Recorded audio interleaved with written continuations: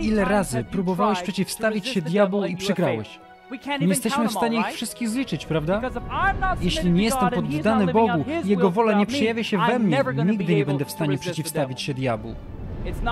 To nie jest nic trudnego. To jest proste, ale nie zawsze jest łatwe.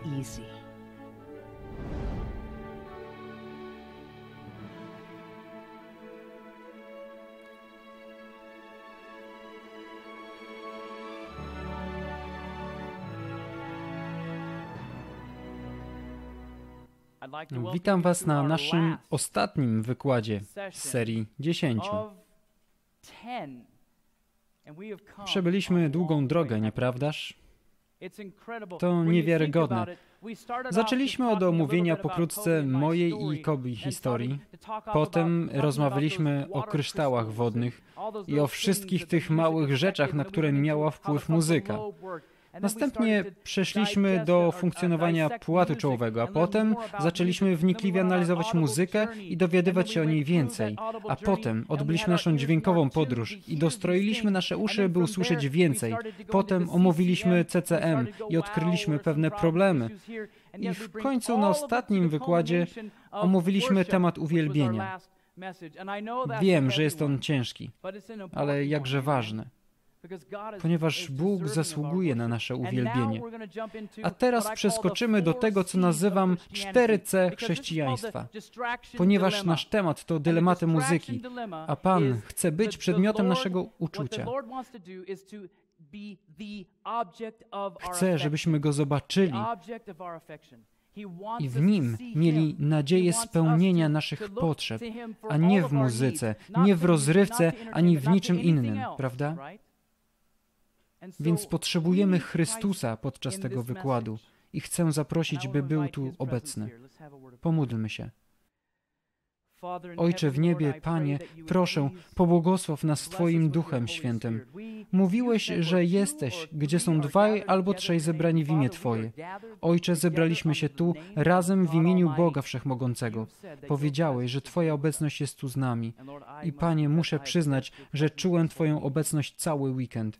Dziękuję Ci za to, że jesteś tu z nami i uczysz nas. Proszę, Ojcze, przeprowadź nas przez ten ostatni wykład. Kieruj i prowadź nas, żeby nasze serca były poruszone tym, co masz dla nas. W imieniu Jezusa. Amen. Dylematy muzyczne występują w życiu każdego z nas, w niewielkim lub w znacznym stopniu. Diabeł umieszcza wiele rozpraszających nas rzeczy, powodujących dylematy dla nas, chrześcijan, prawda? Najważniejsze, co diabeł chce zrobić, to przerwać nasze połączenie z Bogiem. Tak naprawdę to na tym mu zależy i nie obchodzi go, jakiego rodzaju rozproszenia użyje. Ten ostatni wykład nosi tytuł 4C chrześcijaństwa. Mam nadzieję, że w trakcie jego trwania być może zobaczycie coś w Księdze Objawienia 12:11, czego nigdy dotąd nie widzieliście. Właściwie to dość śmiały cel w wykształconym zgromadzeniu, ale kiedy studiowałem ten fragment Pisma, a oni zwyciężyli go przez krew baranka i przez słowo świadectwa swojego i nie umiłowali życia swojego tak, by raczej je obrać niż śmierć. Kiedy studiowałem ten fragment Pisma, Bóg przemówił do mojego serca pewnego dnia i pokazał mi coś, co pomogło mi wydobyć z tego sedno. Miało to dla mnie ogromne znaczenie. Chcę podzielić się tym z wami. 4C chrześcijaństwa. Pierwsze C, jeśli robicie notatki, znaczy połączyć. Pierwsze C z kolejnych 4 to połączyć. Jeśli nie jesteśmy żywo połączeni z Chrystusem, to całe doświadczenie chrześcijańskie zaczyna się walić. Czy to prawda? Całkowicie. Kiedy jesteśmy połączeni, dopiero wtedy możemy budować całe chrześcijańskie doświadczenie. Przeczytajmy Ewangelię Jana 15, wiersze 4-8. Trwajcie we mnie, a ja w was. Innymi słowy, połączyć. Co to znaczy trwać? Na pewno oznacza być połączonym. oznacza być posłusznym, naśladować, przestrzegać, trzymać się razem, popierać kogoś, działać zgodnie, kontynuować, obstawać przy czymś, prawda? Trwajcie we mnie, a ja w was. Jak latorośl sama z siebie nie może wydawać owocu, jeśli nie jest połączona z krzewem winnym, tak i wy, jeśli nie będziecie postępowali zgodnie z moją wolą i nie będziecie trzymać się mnie. Ja jestem krzewem winnym, wy jesteście latoroślami. Kto trwa we mnie, kto utrzymuje się we mnie, a ja w nim, ten wydaje wiele owocu, bo beze mnie, bez połączenia ze mną, ile możecie uczynić? Nic. Nie możecie nic uczynić. Połączenie jest niezbędne dla chrześcijanina. Diabeł chce utrudnić lub zniszczyć nasze połączenie. Kto nie trwa we mnie, ten zostaje wyrzucony precz, jak zeschnięta latorośl. Takie zbierają i wrzucają w ogień, gdzie spłoną. Jeśli nie będziemy połączeni z Chrystusem, jeśli nie utrzymujemy się w Nim, nie trwamy w Nim, wtedy mamy zupełnie inną przyszłość. Nie będzie ona wieczną miłością, radością i pokojem, lecz stratą na wieki. Jeśli we mnie trwać będziecie, jeśli będziecie mnie naśladować, trzymać się mnie i słowa moje w was trwać będą, robić coś nieustannie, można rzec, że przywierać. Proście o cokolwiek byście chcieli, stanie się wam. Wiele razy modlimy się, och, Panie, potrzebuję tego albo tamtego, och, to się dzieje lub och, tamto się dzieje. W tę i z powrotem powtarzamy, och, potrzebuję Pana, sam sobie poradzę. Och, potrzebuję Pana, sam sobie poradzę. Jednak ciągle nie chcemy połączyć się z Nim, a zastanawiamy się, dlatego nasze modlitwy pozostają bez odpowiedzi. On wielokrotnie przemawia do nas przez swoje słowo, ale my nie spędzamy czasu przy tym słowie, rozumiecie? Bóg potrzebuje wzajemności. Podobnie jak mężem i żoną. Jakiego rodzaju komunikacja musi istnieć? Jednokierunkowa czy dwukierunkowa? Dwukierunkowa komunikacja. I tak, gdy mamy dwukierunkową komunikację z Bogiem, modlimy się do Niego, wtedy to my mówimy do Niego. On przekonuje nasz umysł lub objawia nam swoją wolę w Jego słowie. Wówczas On mówi do nas. Więc jeśli zaniedbujemy odpowiedzi, o które się modlimy, nic dziwnego, że czasami nie słyszymy odpowiedzi. Czy to ma sens? 8 wers. Przez to uwielbiony będzie Ojciec mój, jeśli obfity owoc wydacie. Więc Bóg chce, byśmy byli obfitymi producentami owoców. Po ich owocach poznacie ich. Uczniami moimi będziecie. Jedynym sposobem, by mieć wiele owoców, jest być podłączonym do Jezusa, do winorośli. Jedyny sposób, aby ostatecznie przezwyciężyć, znajduje się w liście do Jakuba 4:7. Przeto poddajcie się Bogu, przeciwstawcie się diabłu, a ucieknie od was. Jak zatem możemy poddać się Bogu? Co to znaczy, przeto poddajcie się Bogu? Być posłusznym na pewno. Kiedy poddajesz się komuś, jesteś mu posłuszny. Czy jesteś wyżej czy niżej od niego wtedy? Jesteś poniżej. Więc kiedy poddaję się Bogu, znam swoje właściwe miejsce. Nie jestem stwórcą, jestem stworzeniem. Nie będę umieszczać moich pomysłów ponad pomysłami Stworzyciela, prawda? Znam swoje miejsce i powiem, nie moja wola, lecz Twoja wola niech się stanie. Widzicie?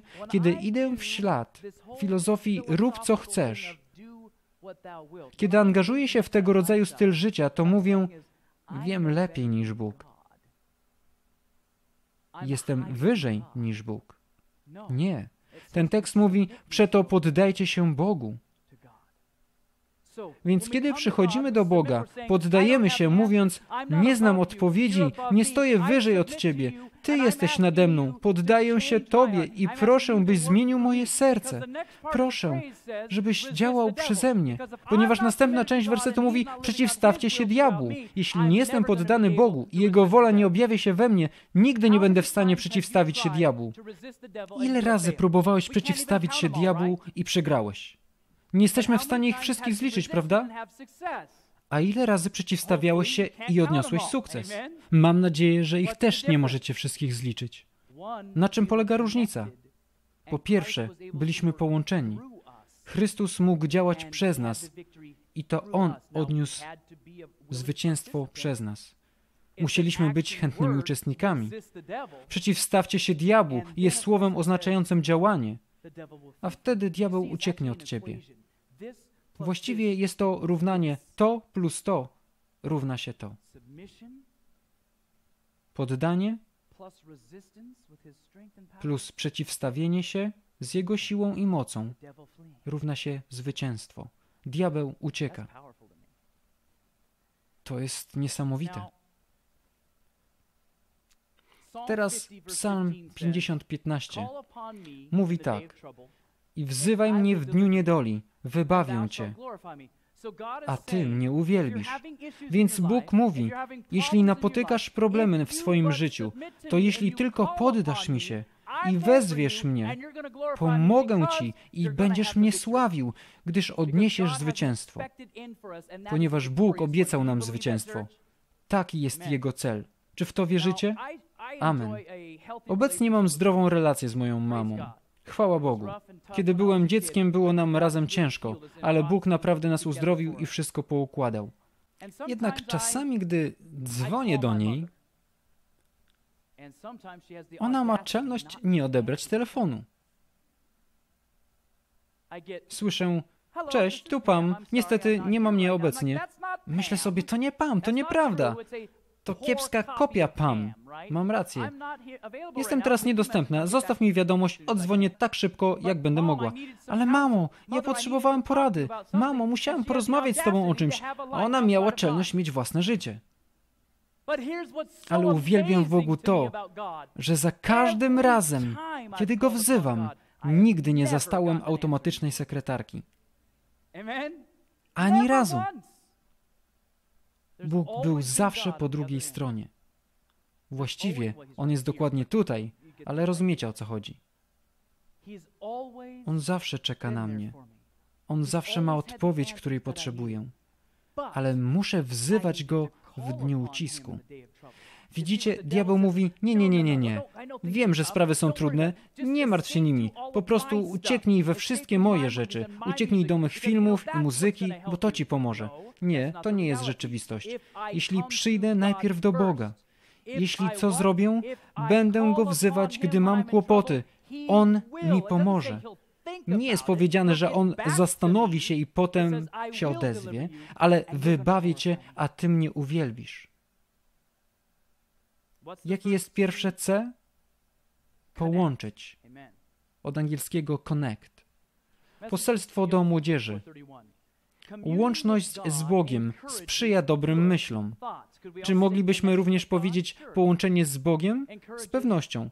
Sprzyja dobrym myślom, szlachetnym aspiracjom, czystemu postrzeganiu prawdy i wysokim zamierzeniom w działaniu. Ci, którzy w ten sposób łączą się z Panem, zostają uznani przez Niego za Jego synów i córki. Stale dążą wyżej i wyżej, zyskując wyraźne zrozumienie Boga i wieczności, aż Pan uczyni ich strumieniem światła i mądrości dla świata. Połączenie z Bogiem musi mieć miejsce, zanim będziemy mogli przejść do drugiego C z jakąkolwiek mocą. Był taki czas, kiedy nie znałem mojej żony Kobi. To był ciemny okres w moim życiu. Był taki czas, że jej nie znałem. W końcu ją zobaczyłem i chciałem się z nią połączyć. Więc poszedłem i powiedziałem: cześć, nazywam się Christian. Wyjdziesz za mnie? Myślicie, że tak to się stało? Nie, jeśli tak bym powiedział, co powinna zrobić? Zareagować: a ty koleś, kto to? Nawet cię nie znam. Dlaczego ona nie chciałaby być ze mną? Bo nigdy się ze mną nie połączyła. Zgadza się? Czasem staramy się wnieść ludzi na inny poziom chrześcijaństwa i oczekujemy od nich drugiego C, którym jest zaangażowanie, czyli commitment z angielskiego. Staramy się doprowadzić ich do poziomu zobowiązań, zanim jeszcze pozwoliliśmy im zaangażować się na poziomie połączenia. A tak przy okazji, połączenie nigdy nie ustaje. Ja wciąż łączę się z moją żoną po 15 latach. w sumie po 16,5, ale po ślubie 15.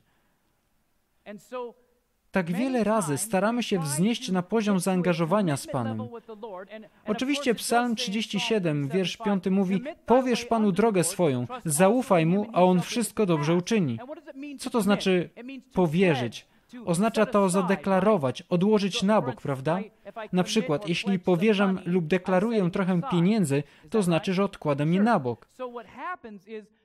Staramy się czasem skłonić ludzi do zobowiązań wobec Boga. Czasami w ciągu krótkiego, 28-dniowego seminarium proroczego chcemy, aby zobowiązali się. Oczekujemy, aby połączyli się i podjęli decyzję.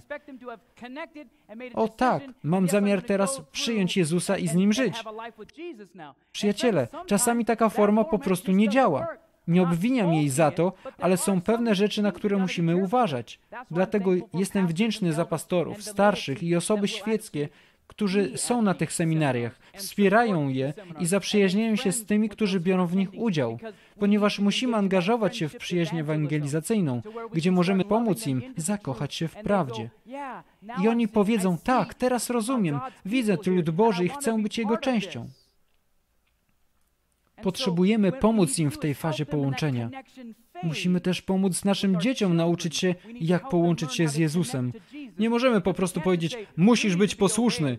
Można tak robić na krótko, gdy są małe, ale kiedy zaczynają same rozumować, musimy pomóc im nauczyć się, jak połączyć się z Jezusem, tak aby same mogły dokonywać dla Niego zobowiązań.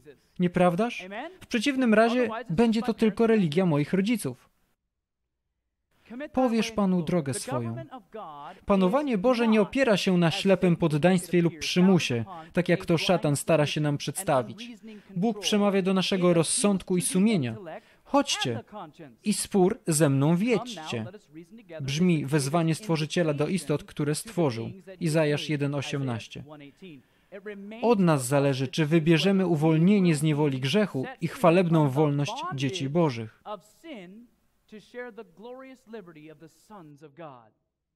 Kiedy po raz pierwszy spotkałem Kobi, nie oczekiwałbym od niej, aby na ślepo wyszła za mnie. Dlaczego? Ponieważ nie spędziliśmy razem czasu. Nie sprawdziliśmy się w różnych sytuacjach. Czy mogę powierzyć jej moje serce?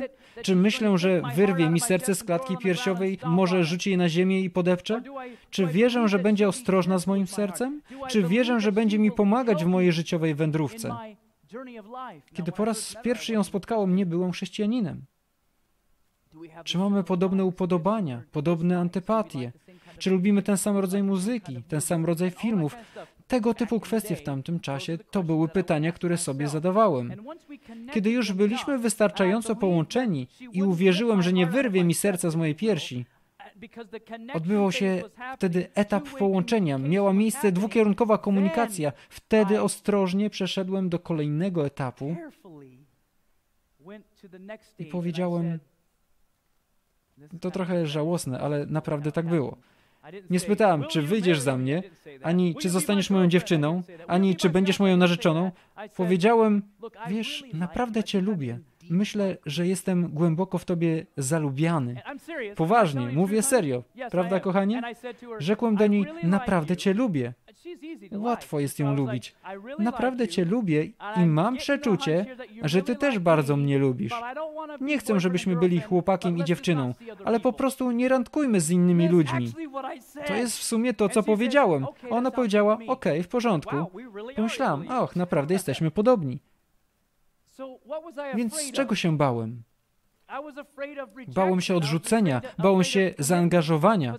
Ale zobaczcie, Bóg powiedział: zapraszam was, abyście przyszli i rozprawiali się ze mną. Zapraszam was, abyście przyszli, spróbowali i zobaczyli, że jestem dobry.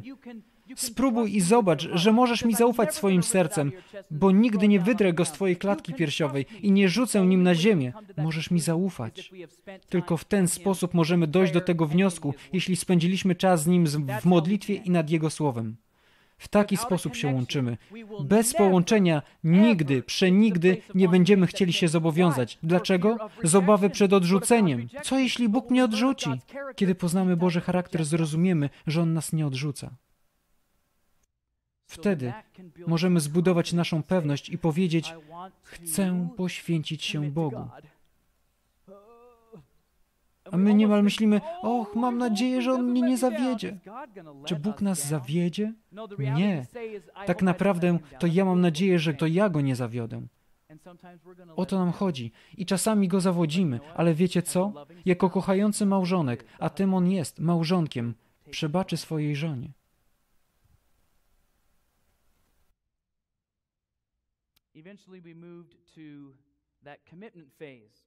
Wiedziałem, że ona mnie nie zdradzi.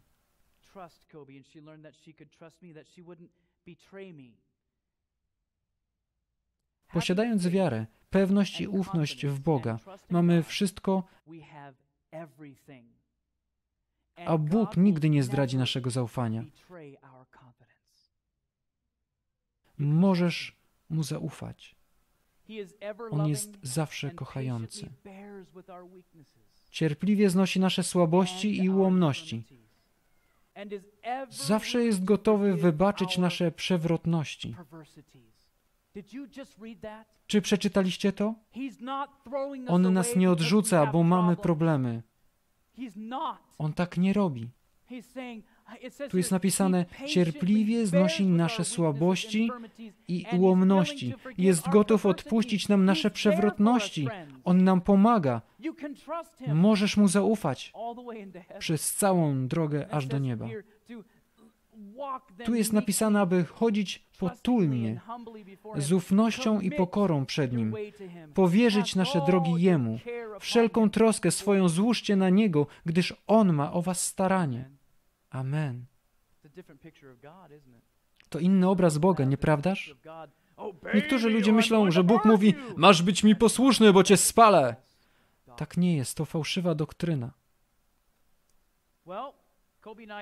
Cóż, Kobe i ja spędziliśmy razem czas i w końcu zakochaliśmy się w sobie. Zakochałem się w niej i w końcu powiedziałem: jestem w tobie zakochany. Przerażony, wypowiedziałem te słowa w końcu. Musicie zrozumieć, miałem wcześniej wiele związków i moje serce zostało wyrwane z mojej piersi i rzucone na ziemię nie raz. Ale teraz dotarłem do takiego punktu, gdzie wierzyłem, że mogę jej zaufać, więc w końcu wyznałem: kocham Cię tak bardzo, że jestem w stanie porzucić wszystkie inne przez 90% mojego czasu. Z czego się śmieję? Dajcie spokój, to zasługuje na 5.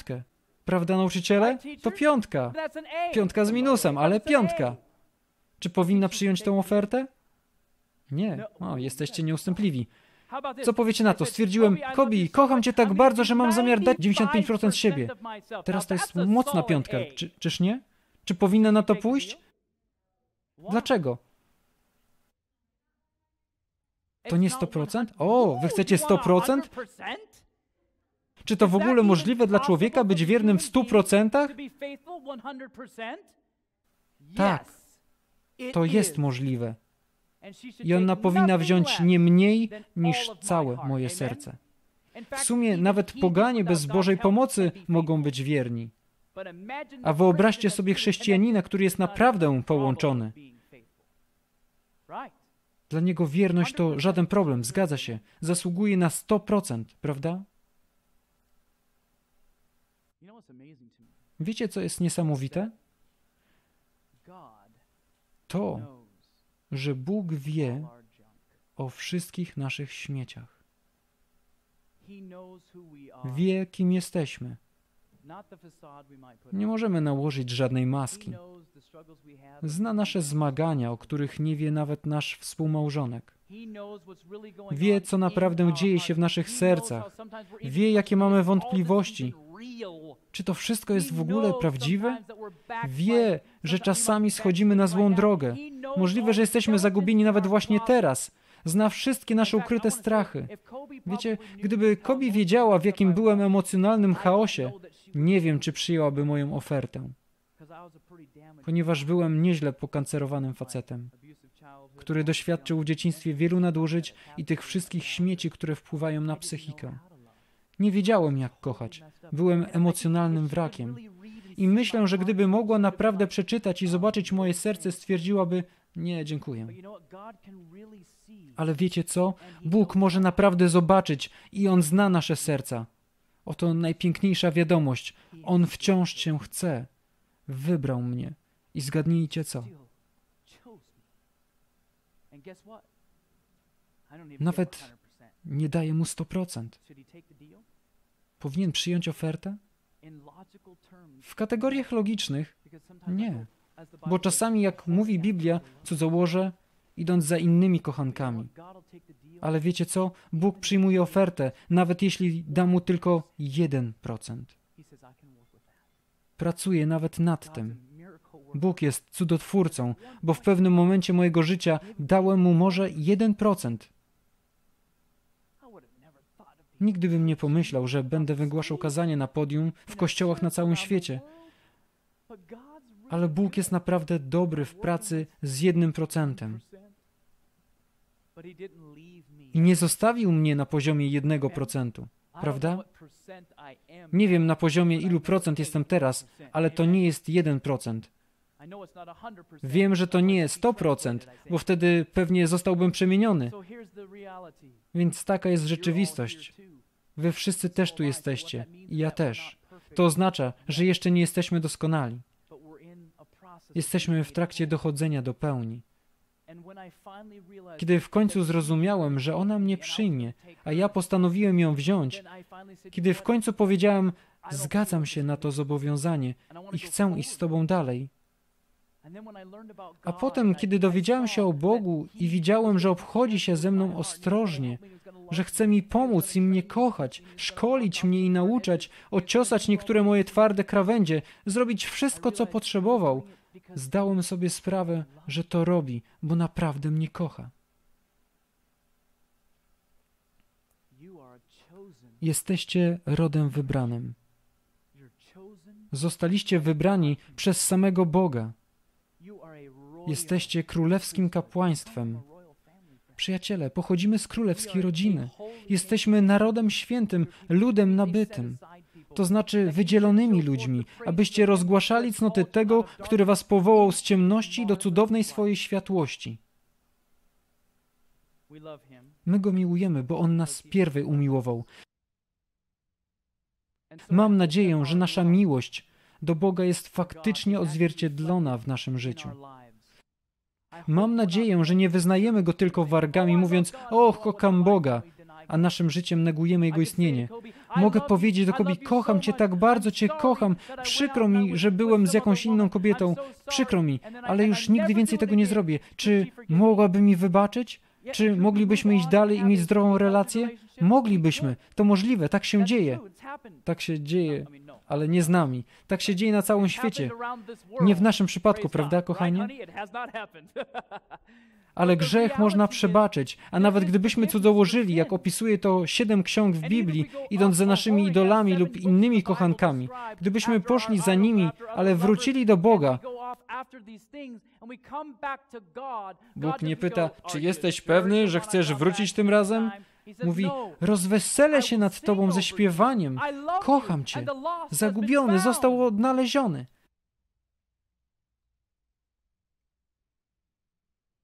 Bóg nadal wybiera Ciebie. Wciąż wybiera mnie. Kiedy zeszliśmy się razem i zaczęliśmy poznawać nawzajem, podobnie jak robi większość ludzi, zacząłem nazywać Kobi moją dziewczyną. Mogę powiedzieć, że stała się moim ludem. Zobowiązaliśmy się wobec siebie. Będą wzywać mojego imienia i wysłucham ich. Ja powiem, moim są ludem, a oni odpowiedzą, Pan jest naszym Bogiem. Widzicie, ona stała się moja, a ja stałem się jej. Byłem oddzielony, stałem się szczególnym mężczyzną. Mężczyzną wydzielonym dla niej i tylko dla niej. Innymi słowy, odmówię każdej innej kobiecie na powierzchni tej planety. Szczerze mówiąc, tego Bóg oczekuje od każdego z nas, że odmówimy każdemu innemu kochankowi dla Niego. Wybrałem Kobi dobrowolnie. Nie zmusiła mnie, żebym ją wybrał. Ja nie zmusiłem jej do wyboru mnie. Wybraliśmy swobodnie i tego właśnie również chce Bóg. że zdecydujemy się dobrowolnie kochać i czcić Go.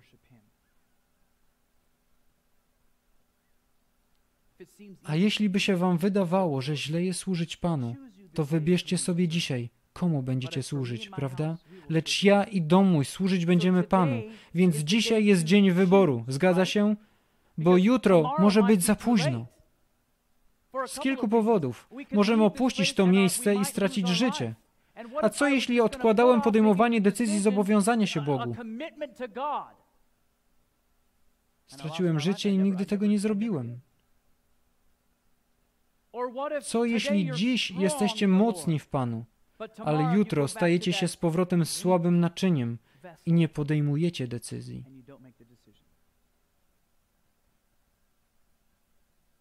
Dzisiaj jest dzień zbawienia. Diabeł stara się zrobić wszystko, co w jego mocy, aby odciągnąć nas od podejmowania decyzji codziennie w naszym chrześcijańskim życiu.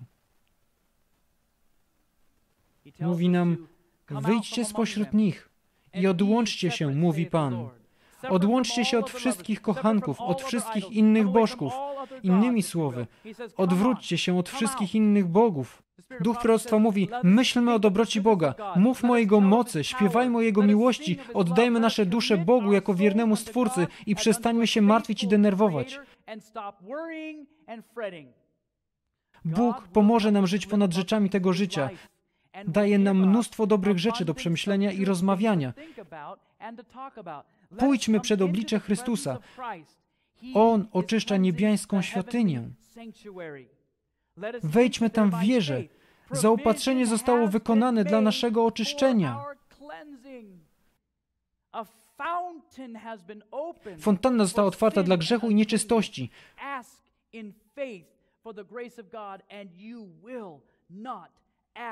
Nie będziesz prosił nadaremnie. Oto co chcę powiedzieć. Możecie zaufać Bogu całym swoim sercem. Wzywam was, abyście połączyli się z Nim tak, jak nigdy wcześniej. Kiedy widzicie, jak piękny i niesamowity jest Bóg, nie wahajcie się podjąć zobowiązania.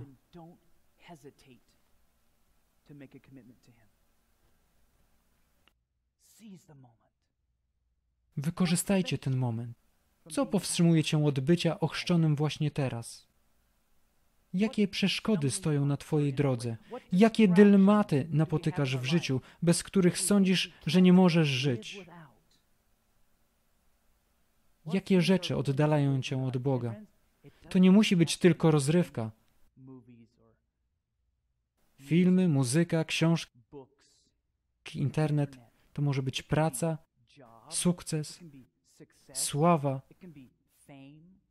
Mogą to być pieniądze, no nawet służba kościelna. Złapałem się w tą pułapkę kilka razy, kiedy byłem tak zajęty pracą dla Pana, że zapomniałem o Panu, dla którego pracuję. To prawda. Ci z nas, którzy pracują w kościele, wiedzą dokładnie, o czym mówię.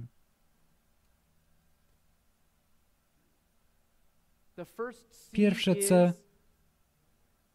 to połączenie. W jaki sposób się łączymy?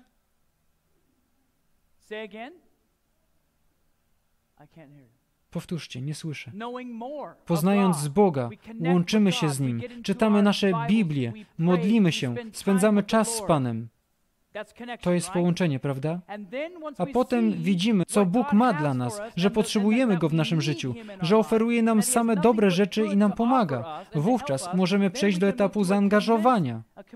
A kiedy zdecydowaliśmy się zobowiązać, jesteśmy teraz na etapie rozpoczęcia. Jest to trzecie C. Commencing. Rozpoczynamy teraz nasze życie z Bogiem. I tak było z Kobi.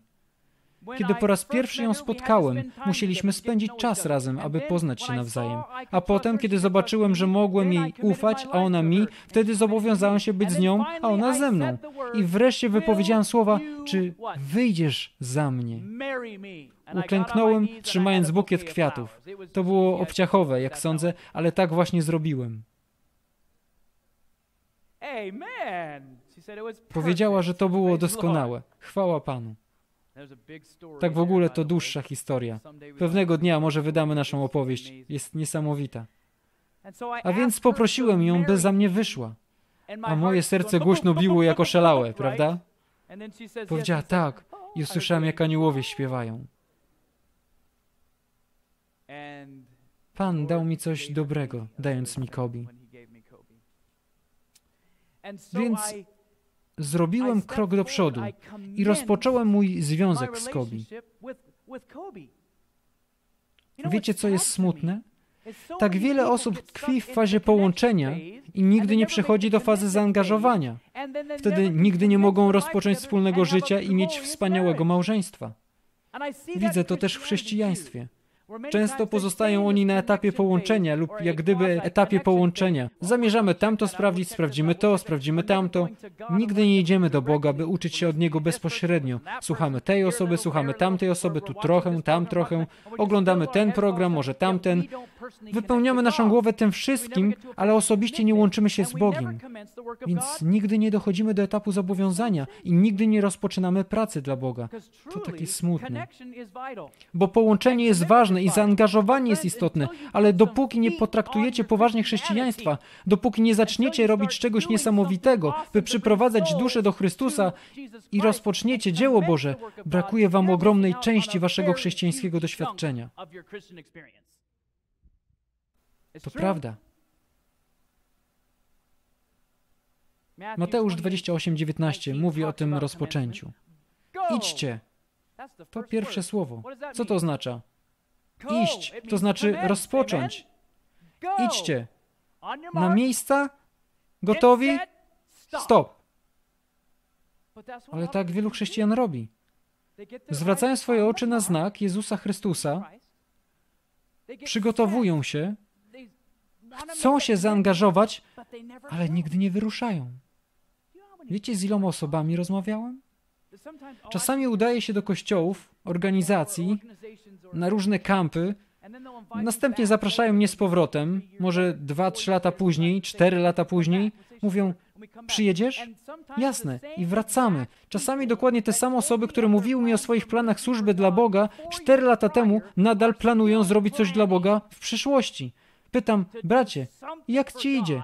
Mówiłeś mi ostatnim razem o otworzeniu małej wegetariańskiej restauracji, abyś mógł przez to pomóc szerzyć prawdę o poselstwie zdrowia. Jak ci idzie? Cóż, wciąż myślimy o tym. Z niektórymi z tych osób zaprzyjaźniłem się. Pytam, czy będziecie o tym myśleć przez całą drogę aż do Perłowych Bram? Czego tam brakuje? Albo połączenia, albo zobowiązania. Jeśli mamy właściwe połączenie, będziemy mieli zaangażowanie, ponieważ jest naturalnym następstwem, że kiedy szukasz Boga, takiego jakim naprawdę jest, będziesz chciał poświęcić Mu swoje życie, a następnie będziesz chciał wyjść i opowiedzieć komuś o tym. Rozpocząć pracę Bożą, ale jeśli nie chcesz pracować dla Boga i czegoś zrobić osobiście dla Boga, to coś szwankuje z połączeniem lub zobowiązaniem. Czy to logiczne? Ale ja nie wiem, co powiedzieć. Nie umiem przemawiać. Cóż, ja również nie wiem, jak przemawiać. Mojżesz powiedział, ja nie umiem mówić, bo ja, albo miał problem z jąkaniem, albo nie znał języka. Szczerze mówiąc, myślę, że jedno i drugie. Mówił powoli i nie znał języka. To jest problem w komunikacji, czyż nie? Przynajmniej w naszym ludzkim rozumowaniu. Ale wezwanie brzmi, idź teraz. Mówi, idźcie tedy i czyńcie uczniami wszystkie narody, chrzcząc je w imię Ojca i Syna i Ducha Świętego. Czy Mojżesz chciał wyruszyć? Tak, ale bał się, gdyż jego ciało było słabe. Wtedy Bóg powiedział do Mojżesza, idź więc teraz, a ja będę z twoimi ustami i pouczę cię, co masz mówić. Ale ja się boję. Nie umiem prowadzić lekcji biblijnych, nie umiem mówić, nie wiem, jak działać. W porządku. Wierzę, ale Bóg powiedział, idź więc teraz, a ja będę z twoimi ustami i pouczę cię, co masz mówić.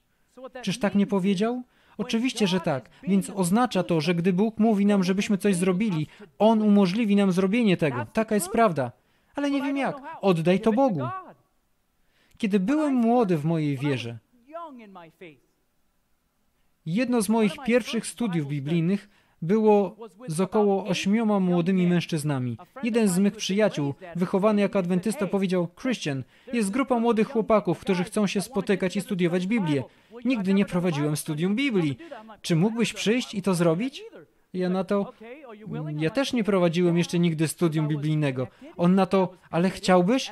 Cóż, dobrze, jasne. Ponieważ byłem połączony i zaangażowany oraz chciałem rozpocząć pracę dla Boga, wtedy już udzielałem się w wielu projektach. Byłem pełnoetatowym pracownikiem w tym charakterze, pracując jako pracownik dla Boga, ale sam nigdy nie prowadziłem lekcji biblijnych, poza rozmowami z Kobi, by zapoznać ją z Bogiem. Ale chciałem rozpocząć dzieło dla Boga, więc powiedziałem: pewnie, zróbmy to. Trząsłem się, kolana uderzało mi jedno o drugie. Poszedłem, bo znałem Pismo Święte. Idź więc teraz, a ja będę z twoimi ustami i pouczę cię, co masz mówić. Zrozumiałem to i uwierzyłem, że Bóg pomoże mi to wyjaśnić. Więc poszliśmy i to studium Biblii trwało przez wiele miesięcy. I przyjaciele, nie byłem w tym dobry. Mówię wam to od razu. Powiedziałem im tak: wiecie, chłopaki, jestem początkującym chrześcijaninem. Jestem gotów studiować Słowo Boże z wami. I w końcu stało się tak, że zostałem liderem tej studiującej grupy. Jak myślicie, co to powodowało u mnie w ciągu tygodnia, prowadzącego do kolejnego studium Biblii? Wzywaj mnie, sygnał pip, pip, pip, pip, telefon ratunkowy do nieba oraz czytanie Słowa Bożego, nieprawdaż? Ciekawe, jak to działa, że kiedy jesteśmy połączeni, zaangażowani i rozpoczynamy, wtedy lepiej, żebyś wiedział, o czym mówisz. A więc zacząłem iść do przodu i mówiłem im: wiecie, nie znam wszystkich odpowiedzi, ale wiem, że wszystkie odpowiedzi są w tym Słowie. Więc jeśli nie mogę wam dać odpowiedzi w tej chwili, postaram się ją znaleźć w następnym tygodniu. W porządku? Mówili: dobrze, świetnie. To dawało mi czas, aby pójść i zapytać innych ludzi, którzy byli już dłużej w wierze i znali odpowiedź, albo mogłem znaleźć ją samodzielnie. Cóż, w końcu grupa zmniejszyła się do jednego faceta. Widocznie nie robiłem tego za dobrze. Tak mi się wydawało. 7 odpadło i został 1. Nawet chłopak, który zaprosił mnie, aby to robił, odszedł. Mówię poważnie. Powiedziałem: Panie, wezwałeś złego faceta. Jestem kolesiem od filmów, reżyserem, nie jestem mówcą. Nie jestem facetem od studium Biblii. Wzywasz nie tę osobę. A Pan powiedział: ciii, idź więc teraz, a ja będę z twoimi ustami i pouczę cię, co masz mówić. W końcu ten ostatni facet zapytał: czy moja żona może dołączyć do naszego studium? Ja na to: pewnie. To oznacza, że nadal jest zainteresowany. I wiecie, co Bóg zrobił? Wyciągnął rodzinę Mormonów z tego kościoła do kościoła adwentystów Dnia Siódmego. Do dzisiaj są wiernymi członkami, diakonem i diakonką w kościele adwentystów. Czy dlatego, że zrobiłem to dobrze? Nie. Ale dlatego, bo byłem gotów, byłem połączony, zaangażowany i byłem gotowy rozpocząć. Amen? Więc nie ma żadnego usprawiedliwienia dla ciebie. Żona pastora mówi amen. Każde słowo Pana jest prawdziwe. On jest tarczą dla tych, którzy Mu ufają. Ale się boję, co będzie, jeśli Cię zawiodę, Panie? Co zrobić, jeśli zawiodę? Co jeśli nie zrobię tego dobrze i odepchnę ludzi? Nie martw się o to. Ja będę Twoją tarczą i dam Ci pozytywne rezultaty, ponieważ Bóg wie, kto ma z kim rozmawiać. On to wie, ponieważ On jest mistrzem w szachach i On porusza wszystkimi pionkami. Przynosi ten jeden tu, trochę z tym i tamtym i nim się zorientujesz, zaczynają wierzyć. Bóg mówi: albowiem ja wiem, jakie myśli mam o was, myśli o pokoju, a nie o niedoli, aby zgotować wam przyszłość. Pomogę ci chodzić ze mną, a kiedy zaczniesz, dojdziesz do celu, osiągniesz sukces. Z pozoru to była strata, bo straciliśmy 7 osób. Nie, w Bożych oczach to było potężne zwycięstwo, bo zdobyliśmy 2 dusze dla Królestwa. Nieprawdaż? Bóg nie jest niesprawiedliwy, aby miał zapomnieć o dziele waszym, o miłości, jaką okazaliście dla imienia Jego, gdy usługiwaliście świętym i gdy usługujecie. Więc chodzi o wychodzenie i dzielenie się naszą wiarą. Ale przyjaciele, jeśli nie mam wiary w Boga, czym się podzielę? Czy widzicie, dlaczego połączenie jest niezbędne? Połączenie musi wystąpić jako pierwsze. Potem zaangażowanie zbudowane na połączeniu, a następnie rozpoczęcie dzieła dla Boga, które jest zbudowane na Twoim zaangażowaniu i połączeniu. Czy to jest logiczne? Czy widzicie teraz, dlaczego diabeł chce przeszkodzić w połączeniu?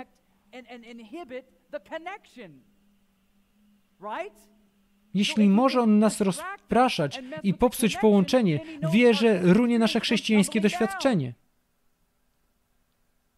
Cóż, Kobi i ja postanowiliśmy pójść z wiarą i pobraliśmy się, rozpoczynając wspólne życie. Bez zastrzeżeń. Rozpoczęliśmy nasze wspólne życie. Powiedziałem tak. I ona powiedziała tak. Co znaczą te słowa? Obiecuję dać moje serce tylko i wyłącznie Tobie. Obiecuję chronić Twoje serce. Obiecuję wszystkie te rzeczy.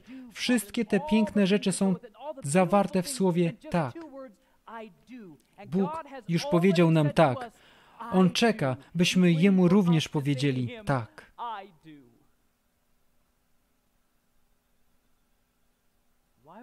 Dlaczego tego nie robimy? Ponieważ Go jeszcze nie poznaliśmy. Przed naszym małżeństwem oboje oddaliśmy nasze życie. Nie tylko sobie nawzajem, ale co najważniejsze, Panu Bogu. Rozpoczęliśmy nasz związek razem z Nim. Oboje powiedzieliśmy tak Chrystusowi. Jako ambasador Chrystusa błagam Cię, abyś rozpoczął swoją pracę. Review and Herald, 16 grudnia 1884 rok. Abyś rozpoczął swoją pracę w sposób inteligentny. Zbierz to, co pozostało i wykorzystaj teraz i w wieczności. Nie jest jeszcze za późno, aby naprawić zło i póki Jezus, nasz pośrednik, wstawia się w naszym imieniu, wykonajmy naszą część pracy. Miłuj Boga całym swoim sercem, a bliźniego jak siebie samego.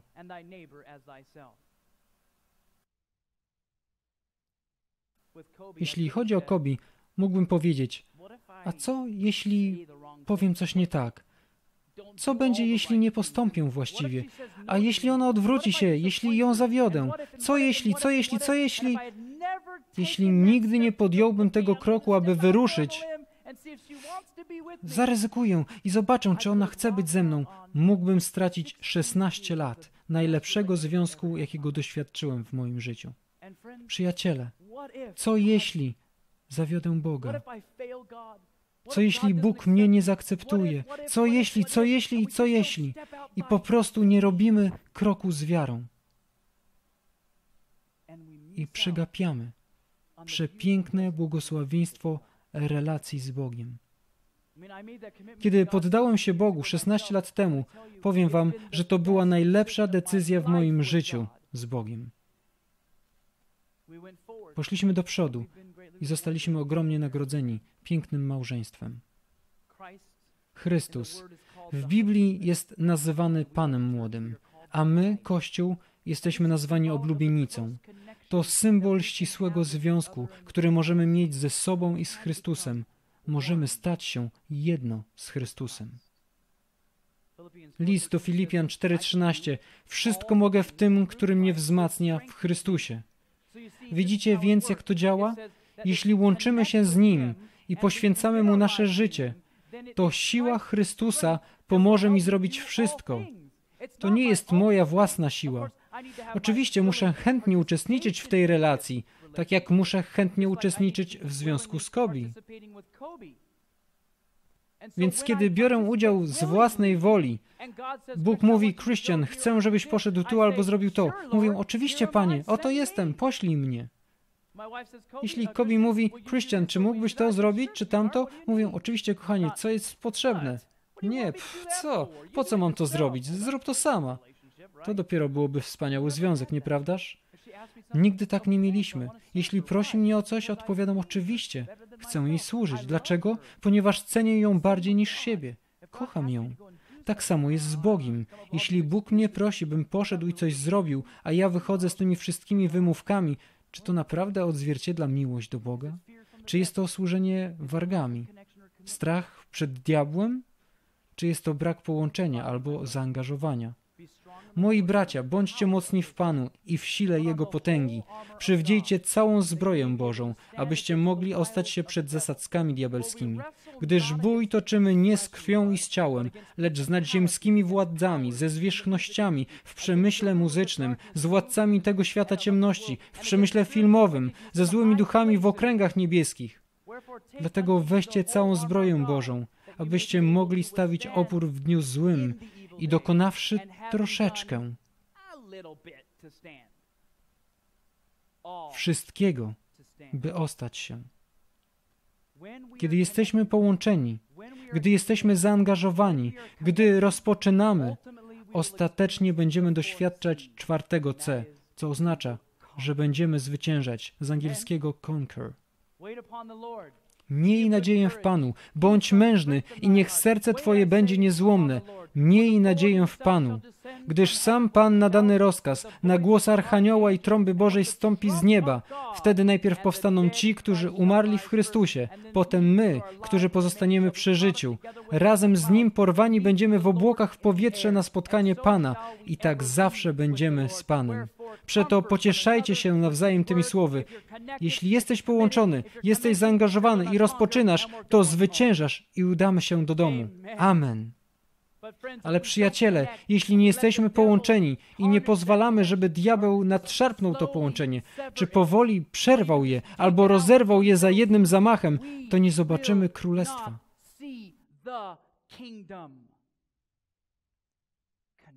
Połączenie. W tym wszystkim chodzi o połączenie z naszym Stwórcą. Czy widzicie to? Chwała Bogu. Jak więc w namacalny sposób, w praktyczny sposób pozbywamy się zakłóceń w tym życiu? To ważne pytanie, nieprawdaż? To trudne zadanie. W jaki sposób możemy pozbyć się tych rzeczy? Pozwólcie mi zaproponować Wam 90-dniowe wyzwanie, które polega na oderwaniu się od mediów przez pierwszych 45 dni. Czy człowiek może w ogóle tego dokonać? Niektórzy twierdzą, że nie. Kompletne odcięcie od mediów przez 45 dni. Oto jak to działa. To oznacza żadnej telewizji, żadnych filmów. To oznacza żadnej muzyki, żadnych gier, żadnego świeckiego czasopisma, żadnych książek, które są pozbawione duchowych treści. Żadnego internetu, żadnego Facebooka, żadnego Netflix. To oznacza żadnych mediów. W taki sposób możesz to pokonać. To jest zbyt fanatyczne. Nie, nie jest. Zapytam Was o coś, by dać Wam właściwą perspektywę. Czy osoby, które chcą przezwyciężyć alkoholizm, powinny trzymać alkohol w domu? Co powinny zrobić? Pozbyć się go w 90%? Wszystkiego? Mówisz poważnie? Musisz pozbyć się go w całości? Dlaczego? Jaka jest zasada? Dlaczego musisz pozbyć się całego alkoholu w życiu alkoholika, jeżeli chcą zwyciężyć? Czemu? Ponieważ będą przechodzili przez syndrom odstawienia. A kiedy ten syndrom nadchodzi, wiedzą, co jest rozwiązaniem, żeby naprawić to strasznie ohydne uczucie. Co jest rozwiązaniem według ich rozumowania? Pić więcej, prawda? Tak więc dla alkoholika to nie jest mądre, aby trzymać alkohol w domu, ponieważ kiedy są słabi, a na pewno będą w pewnym momencie, kiedy mają go w zasięgu ręki, chwytają go, gdy są słabi, piją i tracą bitwę, prawda? Ale przecież gdyby go wylali, a nie wzięli butelkę i ostrożnie włożyli ją do kosza na śmieci, na wszelki wypadek, żeby mieć ją na później. Nie, wylaliby wszystko, a następnie opłukaliby butelki tak, żeby nie mogli ich nawet powąchać ani polizać. Wyrzucasz go, rozbijasz butelkę w koszu na śmieci, a potem, gdy przychodzi pokusa picia, wiecie, co wytwarzają wokół siebie?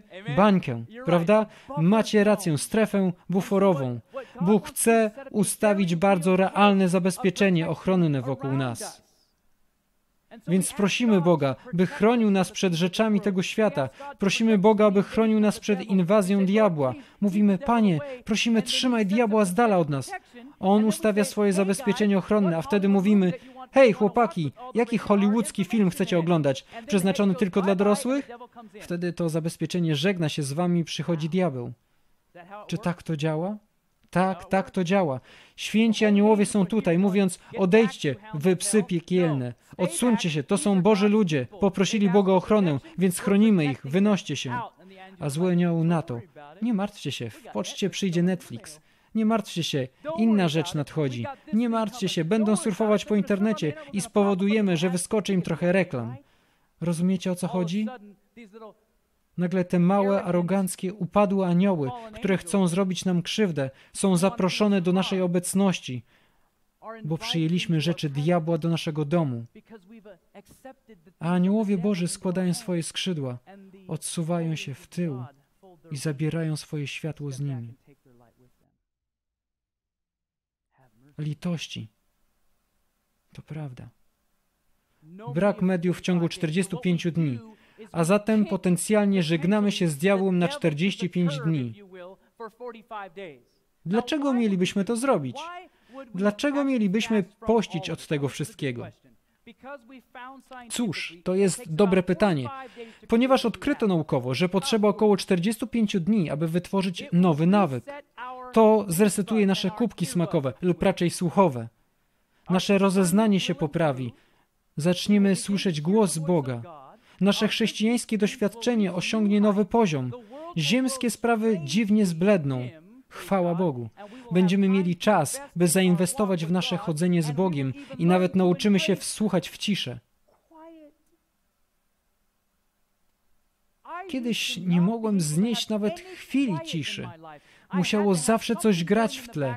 Radio, TV lub coś tworzącego, jakiś hałas. Szczerze mówiąc, nie chciałem być sam na sam z własnymi myślami. Ale gdy spędzałem więcej czasu z Bogiem, On pomógł mi poradzić sobie z wieloma z tych złych myśli i ze złamanym sercem. W końcu doszedłem do etapu w moim życiu, w którym po prostu lubię ciszę. Czy wiesz, jakie to uwalniające? Ja nawet lubię wchodzić w stan alfa i relaksować się w Bożej przyrodzie, słuchać ptaków na drzewach. Wcześniej pomyślałbym, chyba żartujesz. Zatem 90-dniowe wyzwanie. Przestajmy karmić cielesnego psa. Głodzimy go przez 45 dni.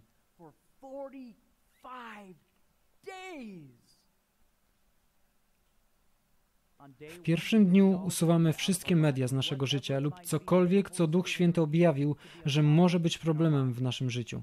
A potem te przedmioty, co do których nie jesteśmy teraz pewni, szara strefa, po prostu zostawiamy je, odkładamy na bok. Zastępujemy pusty czas. Uwierzcie mi, będziecie go mieć bardzo dużo.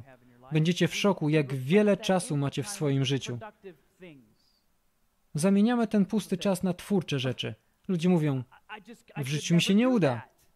To znaczy, że Bóg jest kłamcą. Ponieważ On mówi, wszystko mogę w tym, który mnie wzmacnia, w Chrystusie, prawda? To znaczy, że mogę nawet żyć bez mojego Facebooka. Nie mogę żyć bez tego. A jak ludzkość tego dokonała przez poprzednie 6000 lat? Zdumiewa mnie, że myślimy, iż potrzebujemy tylu rzeczy. Jak będziemy rozmawiać? Och, nie wiem. Może pojedziemy do kogoś do domu i zjemy z nimi obiad? Nie wiem. Może weźmiemy telefon i powiemy, mamo, kocham cię. Zamiast, hej, jestem teraz tutaj. I wysyłamy wiadomości jak szaleni w czymś, gdzie nie można umieścić nawet całych zdań, tylko same spółgłoski. Nie, weźmy telefon i porozmawiajmy. Diabeł skraca komunikację, istotną, zdrową komunikację, wszędzie, gdzie może. Nie mógłbym tego zrobić. Nie sądzę, że mógłbym to zrobić. Zapomnij o tym. Jeśli to twoja reakcja na to wyzwanie, to powinna służyć jako ostrzeżenie, że nasze dusze są oderwane od Jezusa. Zrozumieliście to? To powinno służyć jako ostrzeżenie. Pip, pip, pip, pip. Jeśli reagujesz, nie zrobię tego przez 45 dni, to znaczy, że coś innego zamieszkało w twoim sercu i to rozprasza cię od Jezusa. To właśnie oznacza.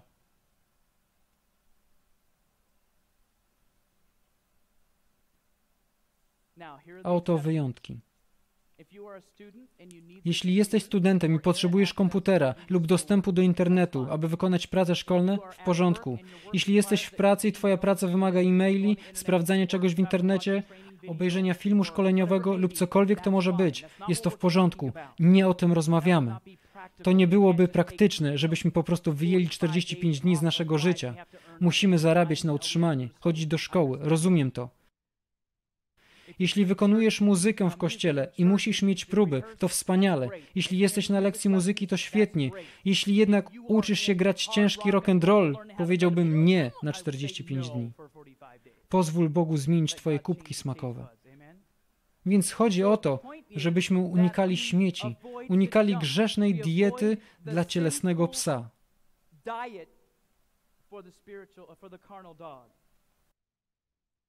Nie będziesz mógł uciec od tego rodzaju muzyki lub typu mediów w tym świecie. Oczywistym jest, że musimy chodzić do sklepów i udawać się w różne miejsca publiczne. Korzystamy z lotnisk i naokoło słyszymy muzykę. Chodzi o to, by dołożyć wszelkich starań w naszym życiu osobistym.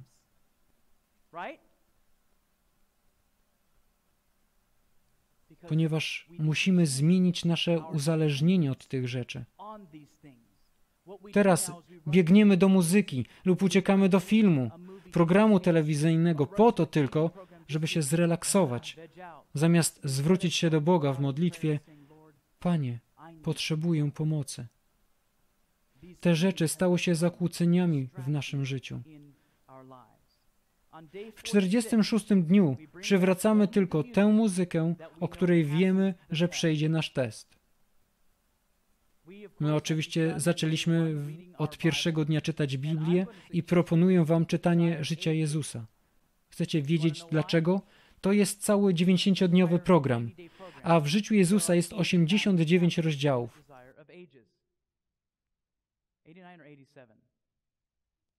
Prawie 90. Każdego dnia przeczytaj rozdział i spędź czas nad Słowem Bożym. Znajdź jakiś proces myślowy, jakiś tok studiów, który zawsze chciałeś zgłębić i zacznij. Ale nie wiem jak. Dlatego teraz idź, a ja będę z twoim umysłem. Nauczę cię, jak studiować Słowo Boże. Prosimy Boga, aby nas poprowadził, kiedy analizujemy muzykę, co do której nie jesteśmy pewni. Tak więc w dniu 46 odgrywamy muzykę, co do której wcześniej nie byliśmy pewni. Będziecie zaskoczeni, jak wzrośnie wasza inteligencja podczas słuchania tych urywków teraz. Dlaczego? Ponieważ Bóg zmienił wasze kubki smakowe i słuchowe. Teraz, co do niektórych utworów powiecie: och, to jest w porządku, a o innych nie ma mowy. Nie widziałem tego wcześniej. W każdym nowym tygodniu dodajcie jeszcze jedno źródło mediów. Przechodząc przez ten sam proces proszenia Boga, aby wzbudził wasze duchowe rozeznanie. Po 90 dniach będziecie absolutnie zdumieni, jak blisko przybliżyliście się do Pana. Innymi słowy, wasze połączenie stało się silniejsze. Problem, który większość z nas ma, dotyczy połączenia z Panem. Pozwalamy wszystkim tym rzeczom przychodzić i odciągać nas. Więc to jest post od mediów, 90-dniowe wyzwanie. To wyzwanie podejmowali starsi zborów, pastorzy, młodzi ludzie, dyrektorzy szkół, starsze osoby. To nie ma znaczenia. Chyba setki, a może już tysiące osób podjęły to wyzwanie i ich życie radykalnie się zmieniło. Dostałem niedawno list od diakonki. Jej mąż był pierwszym starszym zboru w kościele. Szkoda, że nie przyniosłem tego listu. Napisała: chciałam tylko Ci podziękować. Chcę po prostu uwielbić Boga za to, co zrobił w życiu mojego męża. Zdecydował się podjąć 90-dniowe wyzwanie. Mam nowego męża. Był dobrym mężem wcześniej, ale po prostu zostawił wszystko, a następnie powrócił do tego, tak jak mówiłeś, i on zareagował: ojej, miał ogromną kolekcję jazzu i pozbył się jej, bo wiedział, do czego ona go wciąga. Płonął. Tak myślała jego żona. Płonie dla Boga. Dlaczego? Bo odłączył się od diabła, a połączył z Bogiem w 100%. To nie jest nic trudnego. To jest proste, ale nie zawsze jest łatwe.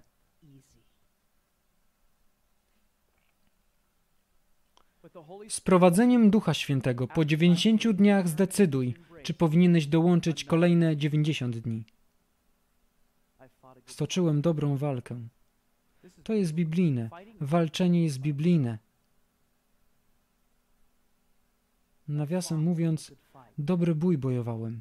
Biegu dokonałem. Wiarę zachowałem. Przyjaciele, powiem wam coś teraz. Mam też świadectwo od ludzi, którzy wyznają: postanowiliśmy podjąć Twoje wyzwanie. I jeszcze tego samego dnia, kiedy poszli do domu, powiedzieli: pod koniec wieczoru już prawie chodziliśmy po ścianach. Nie zdawaliśmy sobie sprawy, jak byliśmy uzależnieni od świeckiego społeczeństwa. A myśleliśmy, że jesteśmy Kościołem. Niektórzy z was na tej sali jesteście poważnie uzależnieni i przejdziecie przez to tylko poprzez dużo czasu na modlitwie z Bogiem. Ale zgadnijcie co? Możecie przez to przejść. Możecie.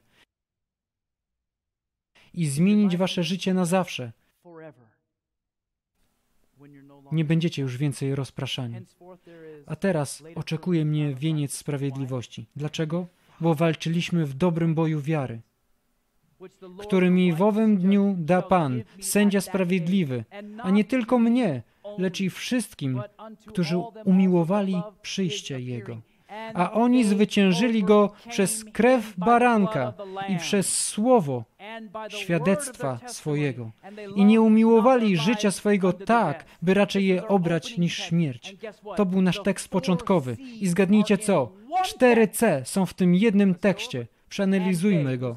A oni? Kto to jest? Kościół. A Kościół pokonał go, diabła. Jakie C oznacza pokonał? Zwyciężył, macie rację. A Kościół zwyciężył diabła przez krew baranka, ich połączenie z Chrystusem i przez słowo ich świadectwa. Oni rozpoczęli dzieło Boga, wyszli i zaczęli opowiadać ludziom tej planety, co ich Pan uczynił dla nich. I nie umiłowali życia swojego tak, by raczej je obrać niż śmierć, ponieważ byli w pełni zaangażowani. A Kościół zwyciężył diabła przez swoje połączenie z barankiem i przez rozpoczęcie dawania swojego świadectwa i byli oni w pełni zaangażowani aż do śmierci. Ale przyjaciele, bez połączenia nie ma zwycięstwa. Więc chcę was zachęcić, abyście byli bardzo pewni tej jednej rzeczy, że ten, który rozpoczął w was dobre dzieło, będzie je też pełnił aż do dnia powrotu Jezusa Chrystusa. On obiecał, wierzę w to. Możecie uchwycić się tego przez całą drogę do nieba. Nie pozwólcie diabłu rozpraszać was więcej. Ilu z was bierze pod uwagę przyjęcie 90-dniowego wyzwania? Naprawdę? Chwała Panu. To imponujące. Mogę wam powiedzieć jeszcze jedno. To zmieni wasze życie. Zmieni je. W ciągu krótkich 90 dni będziecie bardziej połączeni z Bogiem. I podobnie jak nasza rodzina, może będziesz musiał mieć kolejne 90 dni i może następne 90 dni. Ale cóż to jest? W biblijnym wymiarze. Ułamek czasu. To jest ułamek czasu. I chcę zachęcić każdego z was, abyście podjęli to wyzwanie. Byście powiedzieli, tak, chcę się połączyć z Bogiem i tylko z Nim. Zapomnieć diabła, wypędzam go. Przyjaciele, kiedy to zrobicie, wasze życie zmieni się na zawsze. Obiecuję. Tak naprawdę zapomnijcie, co ja obiecuję. To obietnica Boga. Mając tę pewność, że ten, który rozpoczął w was dobre dzieło,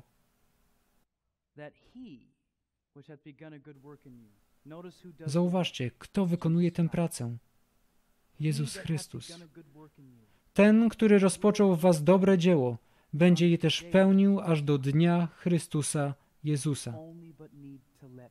My tylko potrzebujemy pozwolić Mu to zrobić. Musimy tylko powiedzieć tak.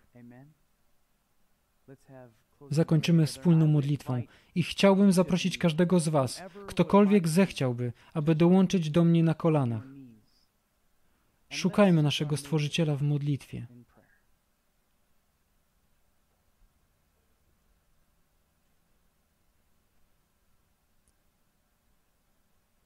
Ojcze w niebie, prosimy o to, gdy poddajemy się teraz Bogu, żebyś wstąpił w nasze serca.